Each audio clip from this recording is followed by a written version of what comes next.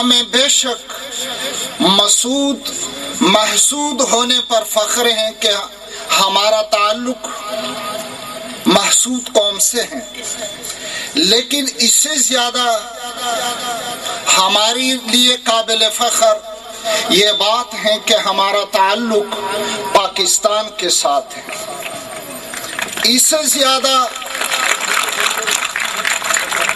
زیادہ ہمارے لیے قابل فخر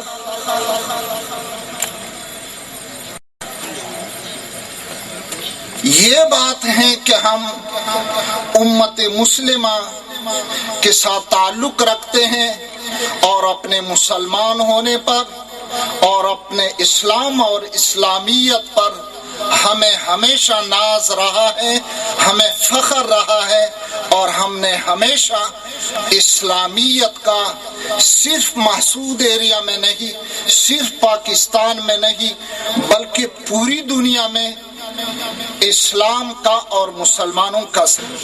اب بھی ہمارے ادارے، ہمارے حکمران ہمارے اداروں کو غلط استعمال نہ کرے، وہ راہ راست پر آ جائے اور توبہ کرے اور اپنی قوم کو اپنی طبعی رفتار پر مختلف محاذوں پر آگے بڑھنے دے، ترقی کرنے دے، علم کے مواقع دے، معاشی استحکام کے مواقع دے۔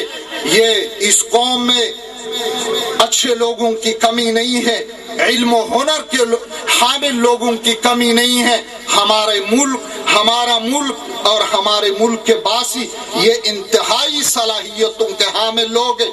آج میں مسعود قوم سے آخری بات عرض کروں گا۔ میں نے اس مجلس میں ایک بات محسوس کی ہے، میری قوم دفاعی پوزیشن میں جا رہی ہے، میں قطعاً اس کا روادار نہیں ہوں کہ مسعود قوم دفاعی پوزیشن میں جائے، بلکہ ہمارے ساتھ ظلم ہو رہا ہے، ہمارے اوپر ظلم و جبر کو، ہمارے اوپر خون ریزی کو مسلط کر دیا گیا ہے، ہمارے بچوں کو پکڑ کر خون ریزی سکھائی جاتی ہے۔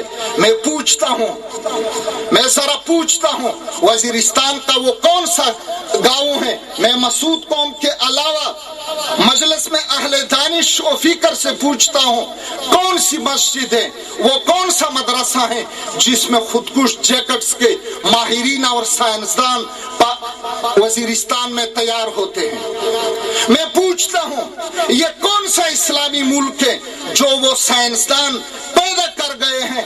اگر خودکش جیکٹس کے خالق اور موجد یہ مسلمان ہوتے تو فلسطین میں یہ خودکش جیکٹس یہ خودکش جیکٹس کے بمبار وہاں بمباریاں کرتے۔ اگر اس کے موجد یہ ازبک اور تاجک ہوتے تو ازبکستان اور تاجکستان میں اس کے تجربات ہوتے۔ اگر اس کے موجد الجزائر مراکش کے مسلمان ہوتے تو وہاں یہ خودکش جیکٹ سے استعمال ہوتے۔ وزیرستان کے کس گھر میں خودکش جیکٹس بنائے جاتے؟ یہ کون سا ظالم ہے جو یہ کہہ رہا ہے کہ وزیرستان کے چرواہے یہ خودکش جیکٹس بنتے ہیں؟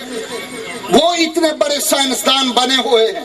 خدا را یہ ظالم لوگ توبہ کرے، انسانیت کی خونریزی اور انسانیت کے قتل عام کے مرتکب نہ ہو، ہمیں معاف کرے۔ وآخر دعوانا ان الحمدللہ رب العالمین۔